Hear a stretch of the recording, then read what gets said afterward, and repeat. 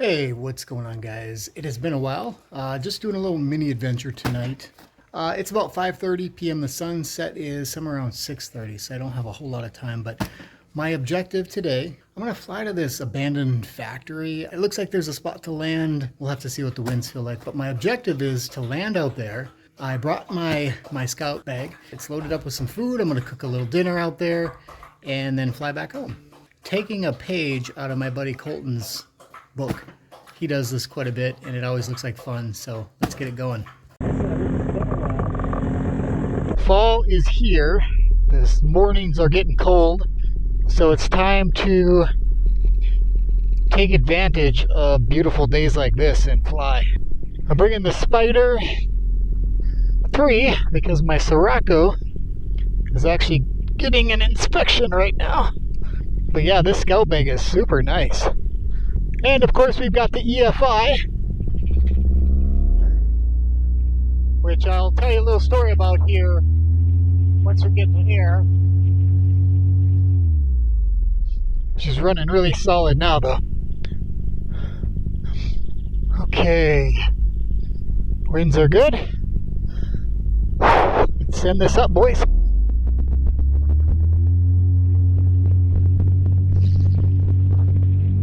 Oh, hello. Scout bag. It's maybe pinned a little bit high, but we'll adjust that here in a minute.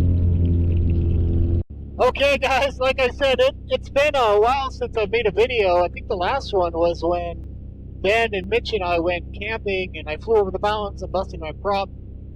Anyway, nothing too exciting has happened since then. I did do a couple-week trip. From Tennessee, we drove up to Oregon. Me and my daughters did some camping along the way, saw some family when we got there, and I picked up this tent topper for my truck. I will hopefully at some point do kind of a walkthrough of that because it's super cool. I've got the EFI. I've been flying this quite a bit. I don't really know how many hours. I'll have to check next time. But everything's been going great with the EFI. The only issue I've had is Travis and I did a 15,000 foot flight. Actually, we got to about 16,000 feet. And I took the EFI. Everything ran smooth. When I got up to about 12 or 13,000 feet, there was a little bit of hesitation.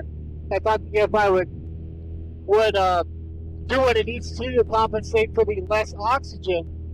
But anyway, I thought, okay, it's just kind of struggling at the higher elevation, not a big deal. When I got on the ground, I noticed the hesitation was still there. It was in that mid-range throttle, kind of like we feel with the standard Moster, the carb version. So I landed, and I brought it back home, and I replaced the spark plug, thinking, okay, well, it's gone through a lot, let's replace the plug. It actually ran really good, and then it went back to the same thing after about 20 minutes. So I contacted Viderazi, and to be honest, I was a little frustrated just because of the lag time between me sending them a message and then a couple of days later I get a message back. You know, fortunately I have another paramotor to fly, but if I did not, I would have been quite disappointed that I wasn't able to get it fixed and ready to go. So we tried a couple things and eventually they told me to lean it out. And apparently it's just kind of in the computer because the system does all that for you. But it's been running perfect again since then. So we are back to an amazing running machine. But that is definitely a disadvantage of this system is there's only so much I can do on my end. I can make a few parameter adjustments. I can change out the fuel filter, the spark plug. But outside of that, because there's a computer involved, you need a tech, basically, to work through some problems. And the problem has been minor, so it's not been a big deal, but definitely something to think about. My guess is that high elevation just messed something up, and maybe the computer was confused, I'm not sure. I know my buddy Mark Honeycutt did a 18, maybe 18.5 with an EFI, and he did a couple adjustments in the air as he was going, which maybe is what was needed. I should have maybe looked more into it. I might trim out here, speed this Spyder up a little bit. as I'm working my way over there, I'm staying above land than versus water because the water's so high right now. There's really not a shoreline to even land next to if I had to. So I'm going to try to get this bag hooked back up again. I did make a small adjustment, so hopefully it's not in my face. So we'll get close to the building there. My plan is to land right in front of it. You can see there's like a little bit of a gravel road there. But we'll do a quick flyby first to see what it feels like. I wanted to see if this hill up here would be creating any rotor. I'm not overly concerned with taking off because this Spyder is quite impressive. I mean, I've taken off in crosswind, I've taken off with a tailwind. I mean, you gotta make it work, but it definitely does what you need it to do. So yeah, it actually doesn't feel too bad down here. Maybe I should just land on the building. That'd be kind of cool.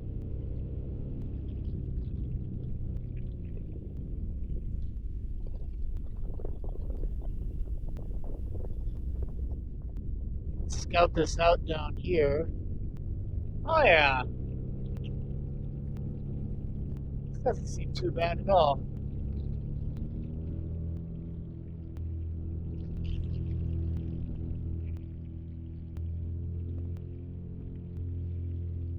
Let's see what it feels like the other way. I felt like I was kind of moving pretty quick there.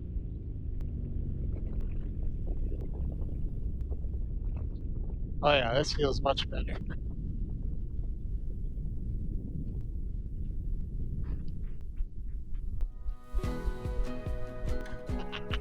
Yes!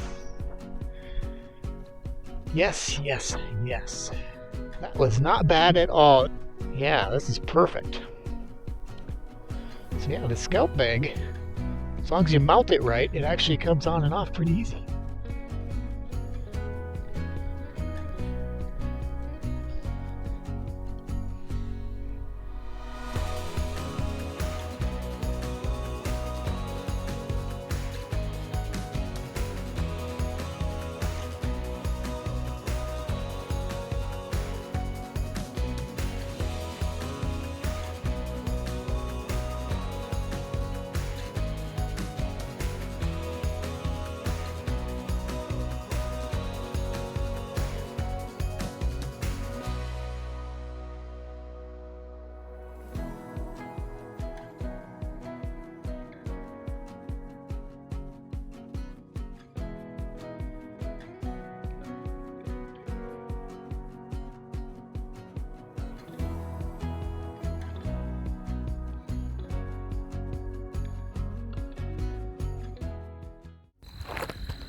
Well guys, while the soup's warming up, I'll give you a tour.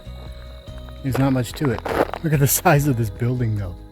I mean, that's a trash can. This thing is huge. I don't know if they made boats here or what they did exactly, but that's quite an impressive structure.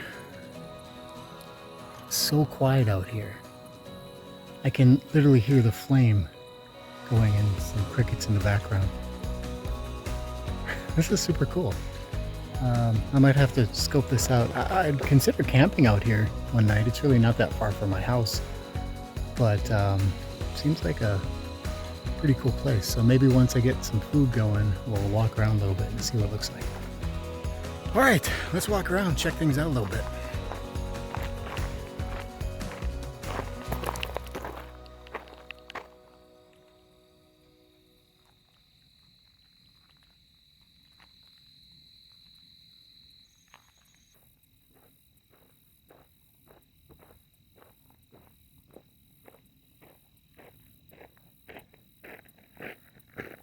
I did see a security camera on the side of the building with a solar panel attached to it. So obviously they don't have power out here. So if law enforcement shows up, well, we know why. Soup is really good though. Man, this jet boiled.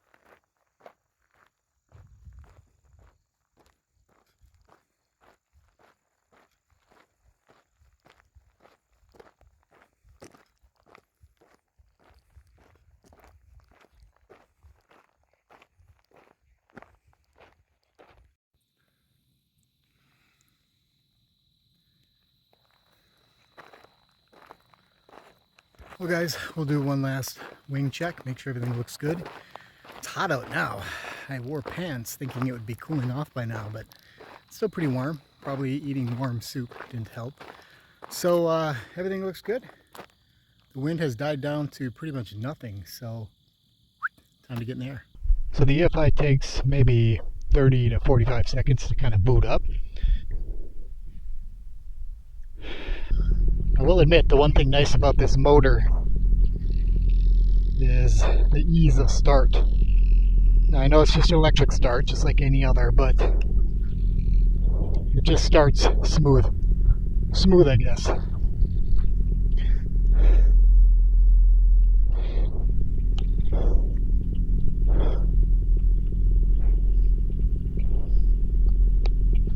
But yeah, I've got lots of room to work with here. Lots of room.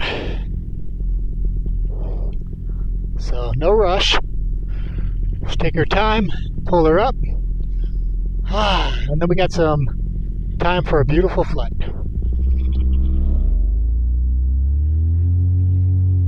Motor's still pretty warm from before.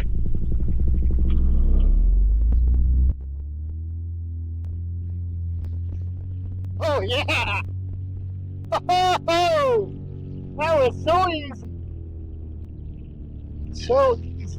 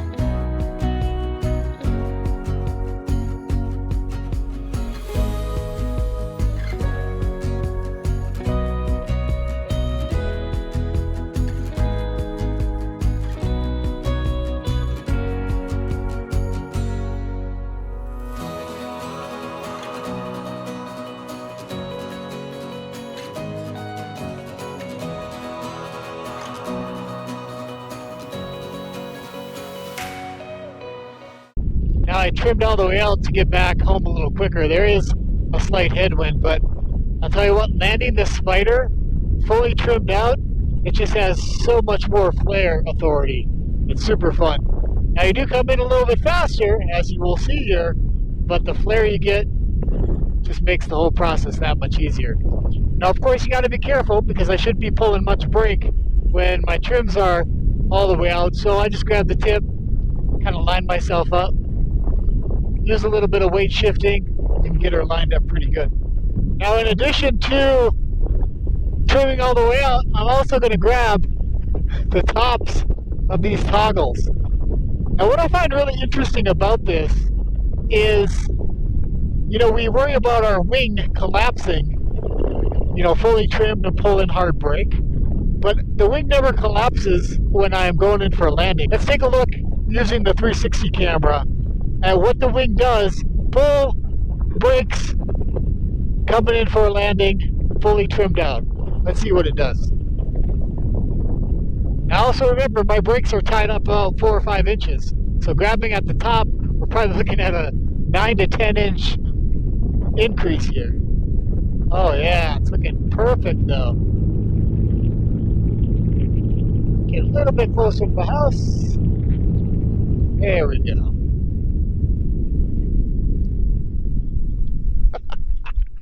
Did you see that wing? No collapse, right? Actually, the wing stayed above me the entire time, and it actually came down in front of me. So that just says a lot about how safe these wings actually are. And I remember when I first started being all hesitant about how much brake I'm pulling. Oh, what if I collapse the wing? If I knew then what I know now. All right, guys, signing off. Have a great one.